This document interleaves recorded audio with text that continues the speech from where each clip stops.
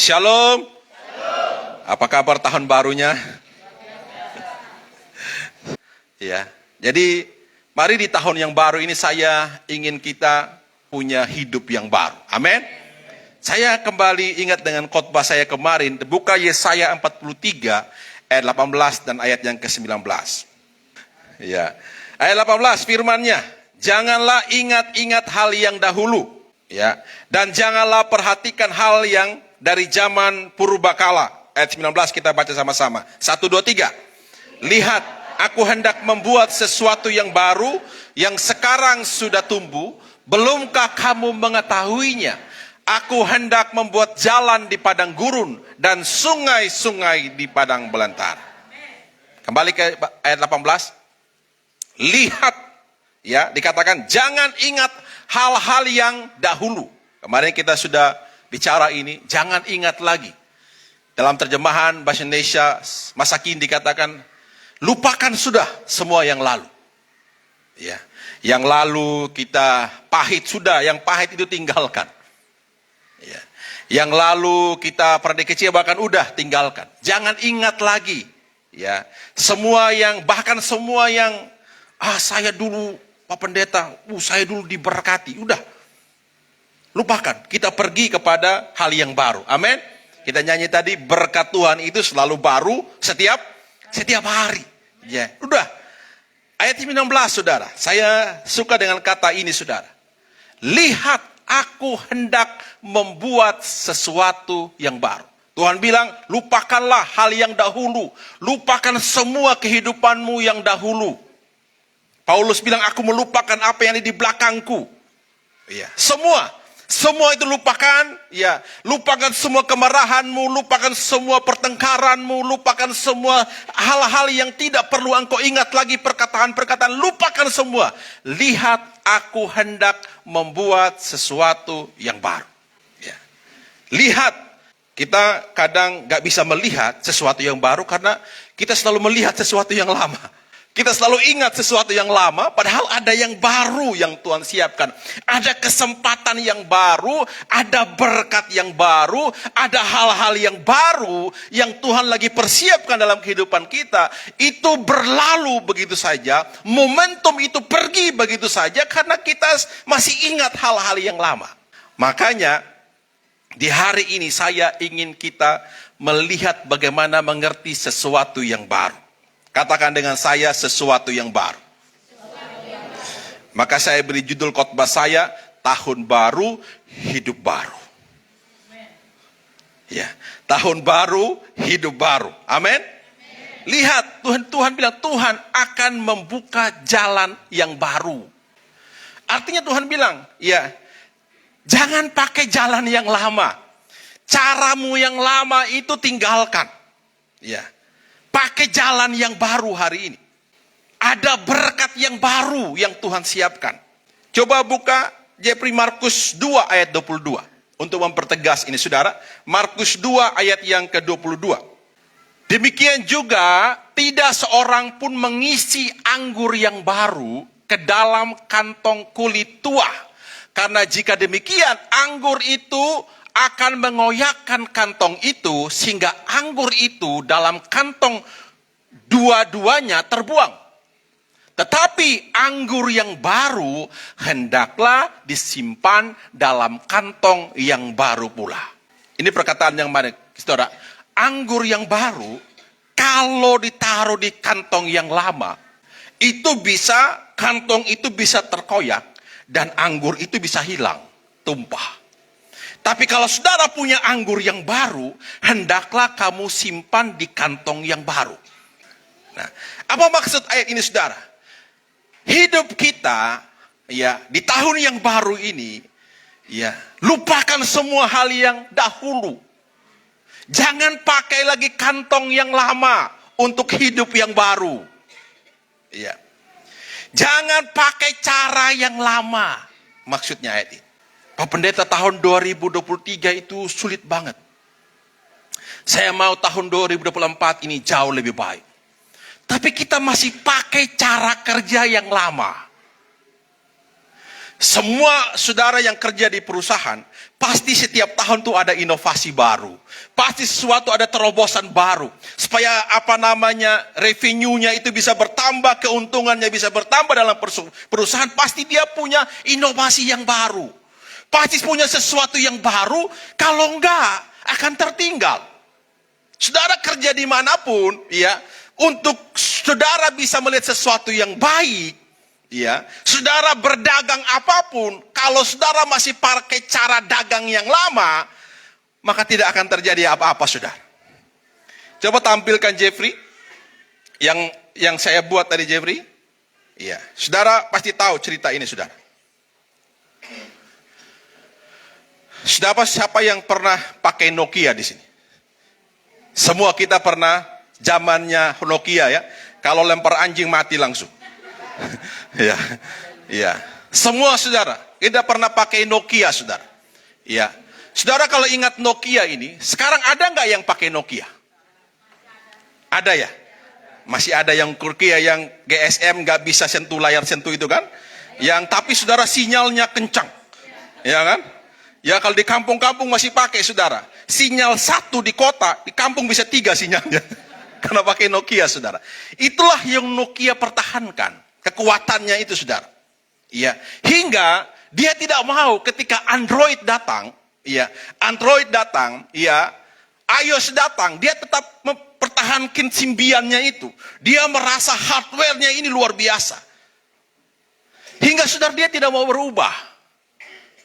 Dia tetap pakai, mengeluarkan Nokia, kerjasama dengan Microsoft dan lain sebagainya, gagal. Android semakin maju, semakin canggih, Nokia semakin hilang di peredaran. Akhirnya bangkrut. Karena apa, saudara? Dia tidak mau berubah.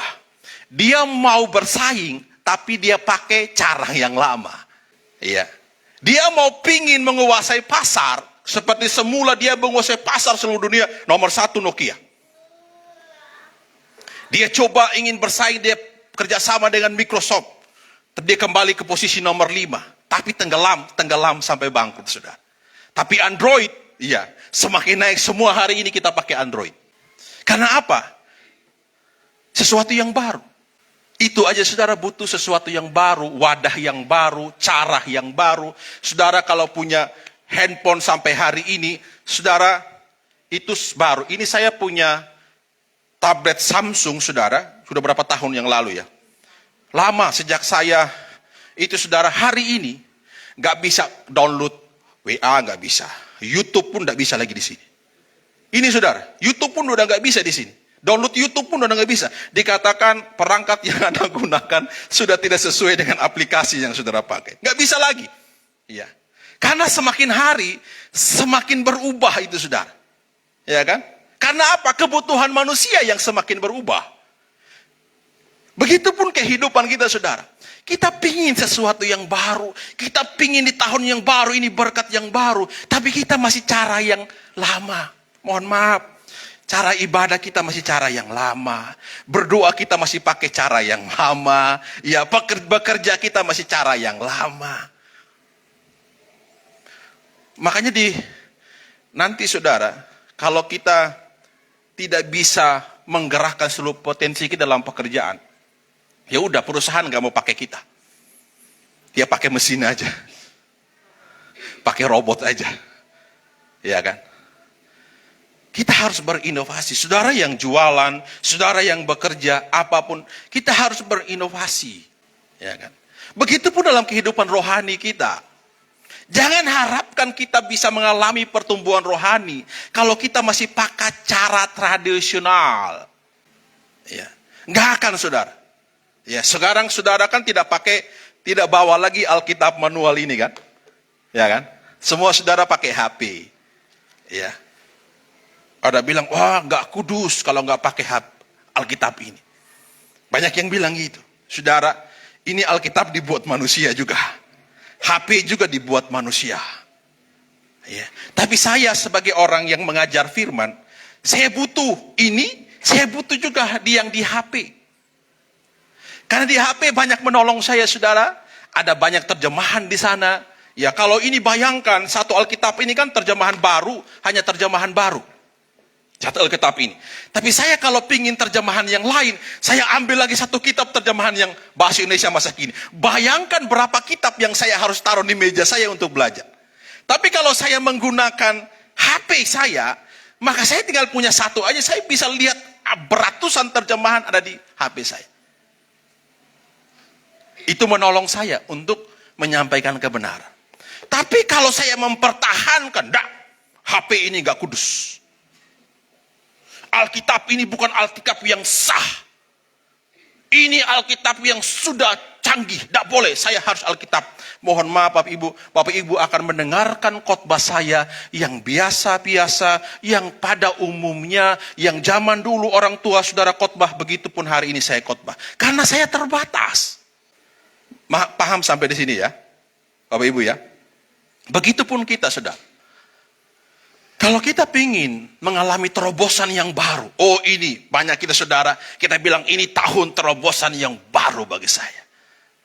Tapi kita masih pakai cara yang lama. Doa saudara tidak berubah. Cara saudara beribadah tidak berubah. Gairah saudara bukan gairah yang baru, bukan semangat yang baru. Makanya anggur yang baru harus pakai kantong yang baru juga. Amin. Mari di tahun yang baru ini kita menjadi orang yang memiliki hidup yang baru. Ya. Makanya coba lihat dalam 2 Korintus 5 ayat yang ke-17. Yang lain ini Yahoo saudara. Yahoo ini sekarang udah tenggelam. Dulu kita pakai email pakai Yahoo, didapatnya yahoo.com, yahoo.co.id. Sekarang nggak ada lagi Gmail semua yang dipakai.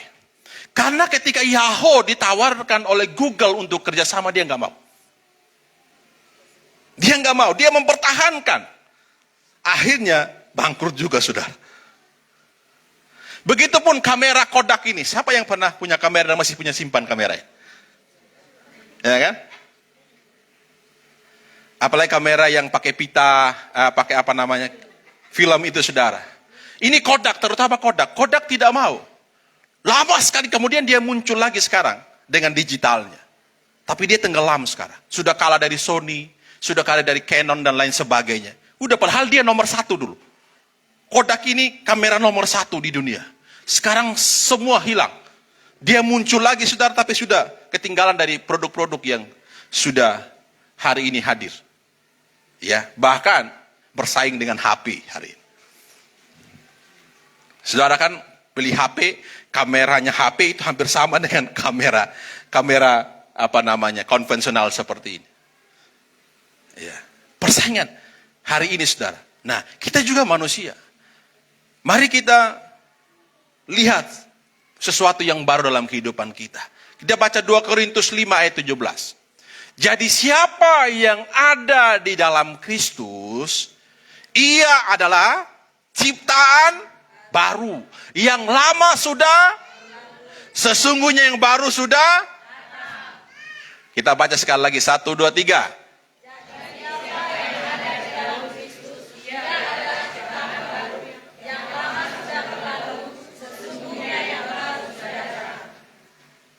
Siapa yang ada dalam Kristus, ia adalah ciptaan baru.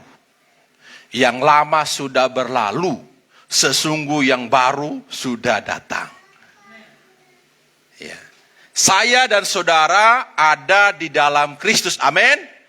Saya dan saudara adalah ciptaan yang baru, amin. Yang lama sudah berlalu, yang baru sudah datang. Jelas saudara? Ya. Yang lama sudah berlalu, yang baru sudah datang. Hiduplah sebagai orang manusia baru. Dalam terjemahan bahasa Indonesia masa kini dikatakan, jadi siapa yang ada di dalam Kristus, yang mempercayai Kristus, ia adalah manusia baru. Kita bukan memakai manusia yang lama, kita manusia yang baru. Saudara kalau beli mobil baru, pasti semuanya baru kan? Ya kan? Coba bayangkan saudara beli mobil, spionnya spion lama. Saudara pasti tidak mau. Ya, kursinya kursi yang lama, walaupun mobil baru. Walaupun kelihatannya baru keluar dari dealer, baru. Tapi kalau kursi lama yang dipakai, saudara pasti tidak mau beli. Apapun, apalagi sarungnya, apa aja di dalamnya itu lama, pasti saudara protes, tidak mau, saya harus baru. Jadi, di dalam Kristus, kita ini manusia baru. Jangan pakai lagi, jangan bawa-bawa lagi yang lama. Makanya ya saya bilang, jangan ingat-ingat yang dahulu, lupakan semua itu. Lihat aku membuat sesuatu yang baru. Kamu itu sudah baru di dalam Kristus. Jangan hidup lagi dalam dosa yang lama.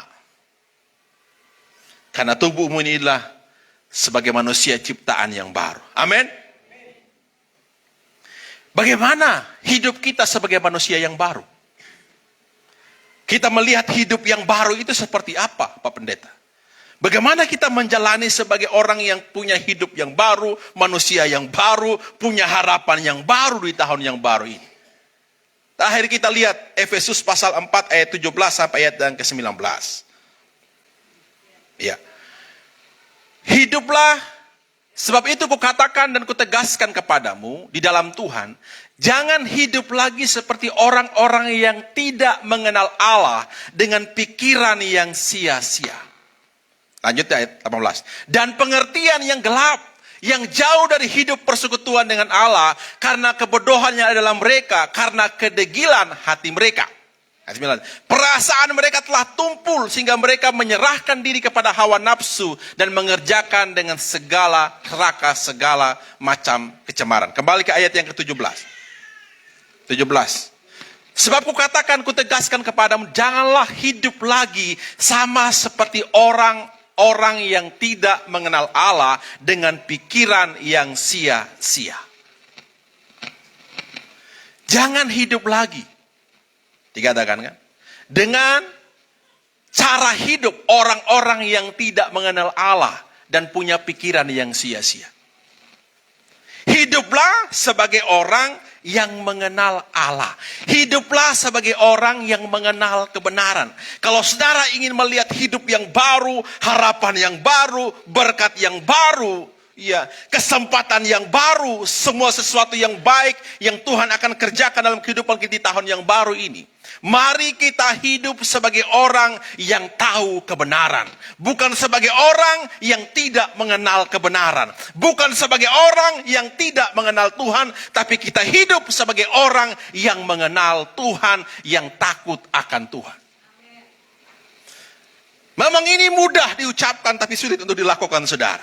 Tapi hiduplah sebagai orang yang tahu kebenaran. Hiduplah sebagai orang yang takut akan Tuhan. Hiduplah sebagai orang yang tahu bahwa engkau punya Tuhan.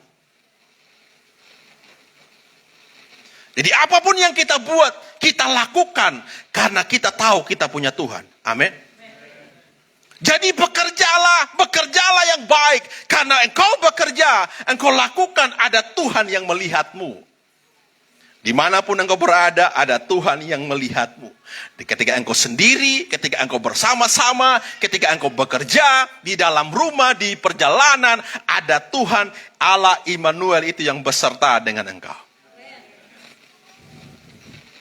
Bahkan ketika engkau lagi buat dosa, Dia Allah Immanuel itu ada bersama dengan. Jadi sadarlah.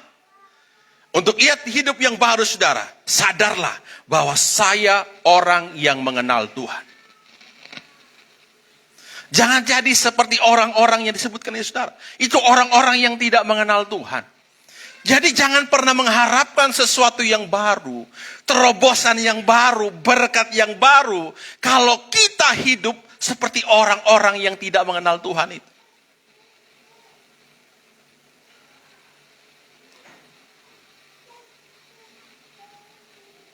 Makanya ayat firman Tuhan, carilah kerajaan Allah, maka semua akan ditambahkan kepadamu.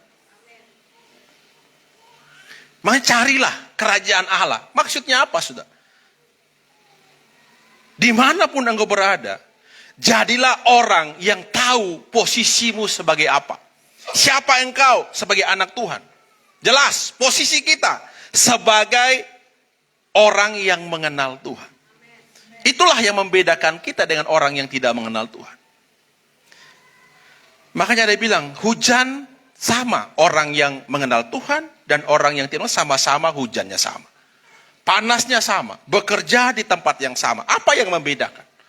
Uang yang diterima sama. Rupiah juga. Kalau diterima dolar, kita juga terima dolar. Sama, saudara. Mungkin gajinya sama dengan kita. Posisinya bisa sama dengan kita. Bahkan ada yang lebih tinggi posisinya.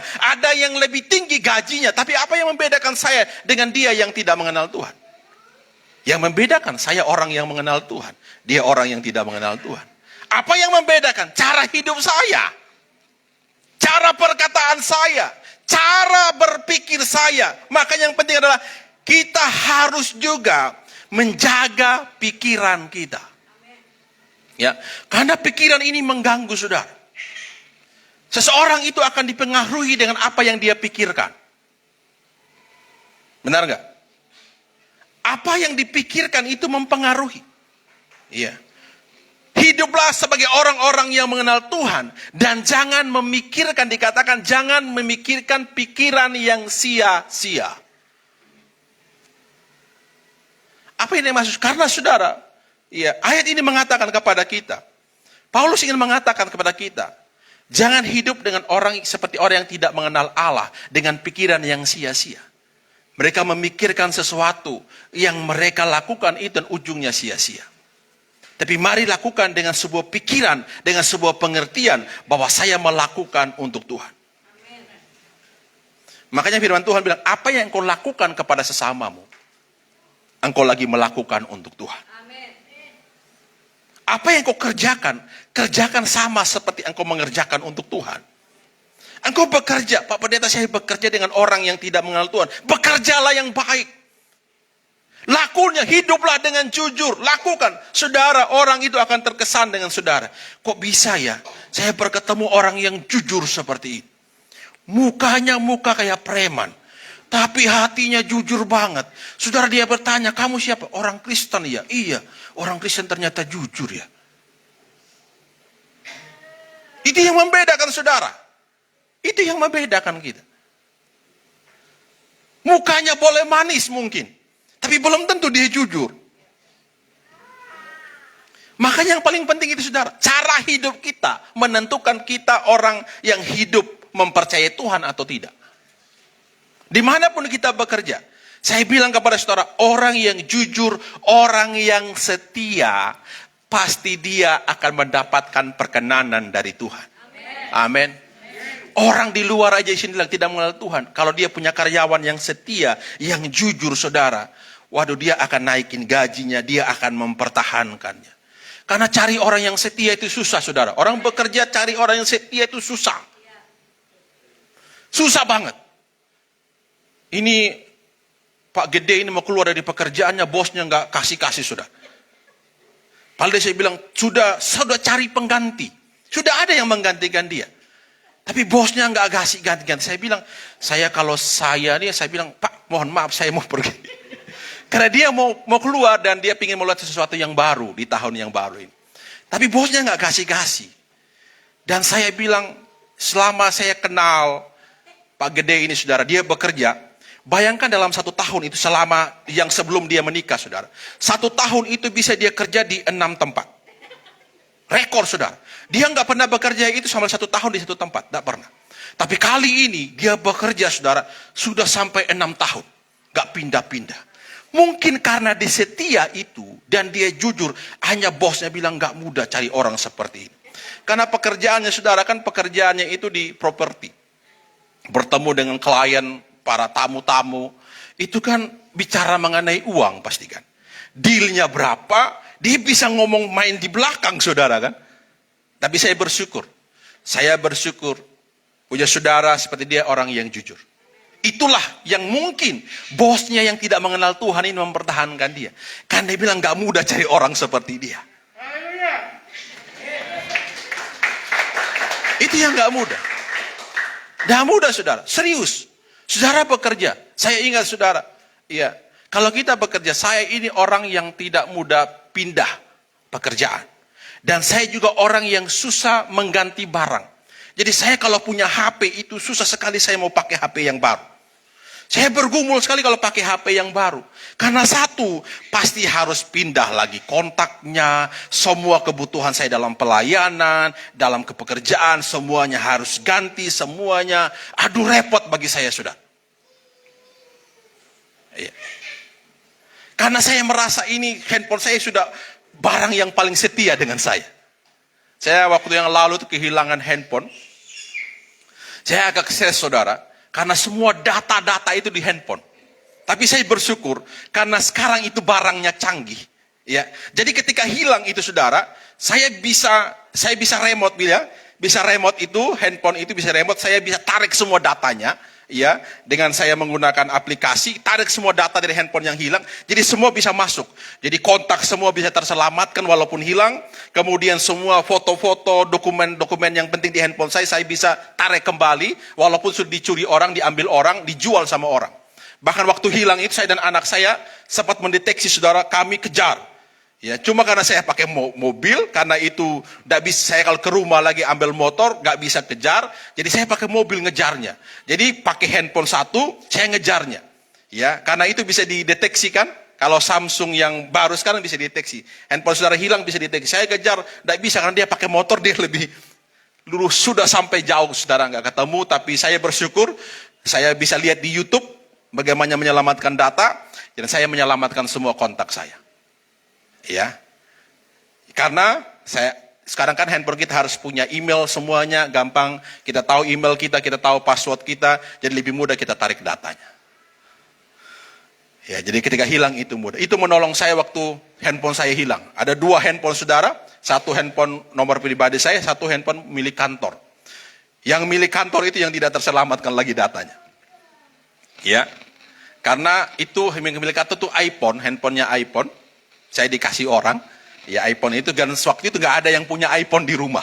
Jadi kalau iPhone kan nariknya harus pakai iPhone juga. Nggak ada yang punya iPhone ya udah hilang. Tapi karena handphone saya yang pribadi Samsung, jadi ada yang punya Samsung, istri saya punya Samsung, anak saya punya Samsung, lebih mudah saya tarik datanya. Ya, ya kadang-kadang dalam kehidupan kita seperti itu saudara. Jadi mari kita belajar setia. Amin. Setia. Setia dengan pekerjaanmu hari ini. Setia sudah. Ya, setia. Walaupun engkau bekerja dengan orang yang tidak mengenal Tuhan, satu saat Tuhan akan berkati engkau. Amin. Satu tahan Tuhan akan menolong engkau. Amin saudara. Makanya di kita, apa yang harus kita lakukan? Efesus pasal 6 ayat yang ke-6. Terakhir saudara. Ayat terakhir ini. Filipi pasal yang ke-4 ayat yang ke-6. Janganlah hendaknya kamu khawatir tentang apapun juga. Tetapi nyatakanlah dalam segala hal keinginanmu kepada Allah.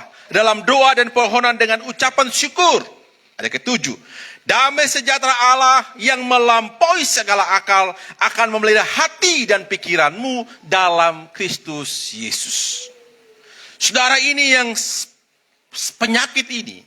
Yang kadang-kadang mengganggu kita untuk kita melihat sesuatu yang baru. Dalam hidup kita yang baru, di tahun yang baru. Itu apa? Khawatir. Khawatir itu manusiawi saudara. Siapa yang tidak khawatir di sini angkat tangan? Saya juga khawatir saudara. Semua kita punya khawatir. Tapi yang dimaksud dengan khawatir, jangan tinggal dalam kekhawatiranmu. Kenapa kita tinggal dalam kekhawatiran? Karena kita mikir terus saudara. Manusia itu kan mikir terus. Bagaimana ini, bagaimana ini, bagaimana. Tapi firman Tuhan bilang, ya kalau kamu khawatir, nyatakan segalanya itu kepada Allah dalam doa dan permohonan dan ucap syukur. Apa yang kita lakukan? Berdoa. Khawatir itu terjadi, manusiawi, bisa terjadi kepada siapapun manusia itu. Semua kita bisa khawatir. Tapi apa yang kita lakukan? Jangan tinggal dalam kekhawatiran. Jangan pikirkan itu terus. Bekerja, ke pekerjaan mikirin, pergi pulang rumah mikirin, tidur mikirin, bangun mikirin, mandi mikirin, makan mikirin. Semua dipikirkan dengan persoalan yang sama. Dan akhirnya kita tidak punya kesempatan untuk berpikir yang baik dan berdoa. Makanya firman Tuhan, jadilah tenang supaya kamu bisa berdoa. Berdoa, bawa dalam doa. Kemudian dikatakan, maka damai sejahtera Allah yang melampaui segala akal akan memelihara hati dan pikiranmu. Saudara, saya yakin kalau saudara bekerja tidak ada damai sejahtera, apapun yang kita kerjakan itu nggak akan baik. Pasti saudara. Ya, apapun kita mau bekerja itu pasti tidak akan baik. Hasilnya pasti tidak akan baik. Yang ujung-ujungnya kita bisa dimarahi oleh atasan kita. Yang ujung-ujungnya kita bisa celaka. Yang ujung-ujungnya pekerjaan kita itu bisa menjadi salah. Karena tidak damai sejahtera. Bekerja dengan bawa pikiran, nanti bagaimana, apa yang terjadi, semua dipikirin. Akhirnya saudara, kita bekerja pun dengan pikiran yang tidak baik, hasilnya pasti tidak baik. Tapi kalau kita sudah bawa dalam doa dan permohonan, maka Tuhan akan memberikan damai sejahtera. Damai sejahtera seperti apa? Yang melampaui segala akal, yang melampaui segala kepintaranmu, yang melampaui segala logikamu, yang melampaui segala apapun yang ada dalam pikiranmu itu, Tuhan akan berikan dalam hidupmu. Maka kita akan bekerja dengan baik. Maka kita akan berusaha dengan baik. Damai sejahtera itu mahal harganya saudara. Tidak dijual. Walaupun tokonya tulisnya toko damai sejahtera. Saudara, Anda punya uang berapapun tidak dijual damai sejahtera. Anda punya uang 1 koper, 1 lemari, 1 kamar tidur pun Anda bawa ke toko damai sejahtera. Anda bawa ke apotik. Pak, di apotik ada obat, jual obat damai sejahtera. Enggak ada obatnya. Saudara nggak temukan apapun. Anda bisa temukan ketika saudara mengucapkan permohonan di dalam doamu kepada Tuhan dengan ucapan syukur. Itu aja rahasianya. Tidak perlu uang yang banyak. Tidak perlu saudara buka dompet saudara. Tidak perlu tenaga yang kuat. Hanya lutut yang engkau butuhkan untuk datang kepada Tuhan. Berdoa dan bersyukur. Maka Tuhan akan memberikan damai sejahtera bagimu. Damai sejahtera nilainya lebih tinggi dari apapun yang saudara miliki. Saudara bisa punya uang yang banyak, tapi kalau saudara nggak damai sejahtera, saudara nggak akan menikmati uang itu. Bayangkan saudara punya uang yang banyak, tapi saudara masih mikir, masih hidup dalam pikiran nanti bagaimana, uang saya nanti hilang, uang saya nanti kurang. Ada orang yang punya uang, takut sekali dia kehilangan uang. Jadi dia mikirin terus saudara. Ada orang punya uang, punya usaha di mana-mana. Dia takut sekali. Nanti usahanya bangkrut, bagaimana ini bangkrut. Karena apa? Dia nggak dalam Tuhan.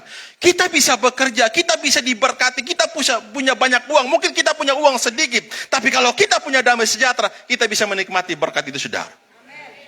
Makanya apa yang membedakan dengan orang yang tidak mengenal Tuhan dengan orang yang mengenal Tuhan? Damai sejahteranya itu saudara. Yang firman Tuhan bilang, damai sejahtera dari dunia itu sementara. Kalau tanggal muda, damai sejahtera. Kalau tanggal sudah mulai tua, hilang damai sejahteranya. Tapi di dalam Tuhan, damai sejahtera yang kita miliki, mau tanggal muda, mau tanggal tua, mau tanggal tidak muda, mau apapun saudara, pasti ada damai sejahtera yang menolong kita. Mungkin di tanggal muda makannya ayam upin ipin. Tahu ayam upin ipin saudara? Iya.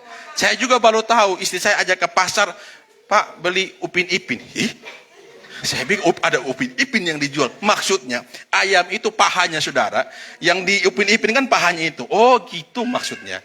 Jadi saya pada disuruh sama istri saya bilang upin ipin. Saya pergi pasti udah ngerti itu penjual ayam. Upin ipin pasti. Mau beli apa? Pak ayam upin ipin. Mungkin di awal tahun baru masih tanggal 7 ayamnya masih upin ipin. Di tanggal 20-an sudah berubah upin ipinnya nggak ada. Mulai cekernya. Ceker mulai ada tempe goreng, ikan asin. Oh, tapi masih sedap karena apa? Ada damai sejahtera. Amin. Itu yang membedakan saudara dengan orang yang tidak mengenal Tuhan. Orang yang tidak mengenal Tuhan, dia mulai kepikiran. Dia lihat ayam berubah jadi tempe, dia kepikiran saudara. Jangan sampai besok saya tidak makan lagi kata. Tapi kita sudah mengerti orang dalam Tuhan. Ini sementara. Upin ipin akan muncul lagi. Ini orang dalam Tuhan kan. Hari ini makan ikan asin sementara. besok pasti ada Upin Ipin. Amin. Damai sejahtera. Makan pun damai sejahtera, saudara. Saya pernah ceritakan, lebih parah saudara kalau haji ikan asin daripada ikan tunjuk. Hanya orang-orang NTT yang tahu ikan tunjuk, Pak. Ikan tunjuk itu garam tak? Kalau makan kan pakai ini. Tunjuk dulu gini. Nah, ini ikan tunjuk di sana, Pak. Pak Samson bingung, apa itu ikan tunjuk kan? Hanya orang-orang dari sana yang tahu, Pak. Ikan tunjuk. Lebih parah, sudah apa saudara? Saya pernah dulu di asrama dulu, saudara. Pernah makan ikan tunjuk berhari-hari. Campur pakai minyak goreng. Habis goreng ikan tuh campur, dikasih ikan tunjuk campur, enak. Nasi panas, saudara, nikmat. Makan pakai cabai. Tapi damai sejahtera yang penting. Karena pasti besok ikan tunjuk akan berlalu. Amin, saudara. Terakhir ayat 8 dikatakan. Jadi akhirnya saudara-saudara, semua yang benar, semua yang mulia, semua yang adil, semua yang suci, semua yang manis, semua yang sedap didengar, semua yang disebut kebajikan dan patut dipuji, pikirkan semuanya itu. Amin. Jangan amin. Luar gereja muncul pikiran yang tidak manis, saudara. Tangan-tangan kita bukan dalam gereja, di luar sana, pulang ke rumah, pulang ke pekerjaan kita. Apa kita memikirkan, kemarin itu enggak menyebalkan. Kita rubah yang menyebalkan itu. Ya, saya percaya besok pasti lebih baik. Amin. Itu yang saya bilang tadi. Upin Ipin pasti akan datang lagi. Pikirkan, saudara. Pasti hari ini nggak apa-apa. Hari ini mungkin saya nggak punya uang. Tapi saya percaya besok pasti Tuhan berkati saya. Itu yang dibilang oleh, pikirkan semua yang manis, semua yang baik, semua yang sedap didengar. Pikirkanlah semuanya itu. Maka damai sejahtera Allah yang melampaui segala akal akan memelihara hatimu. Amin.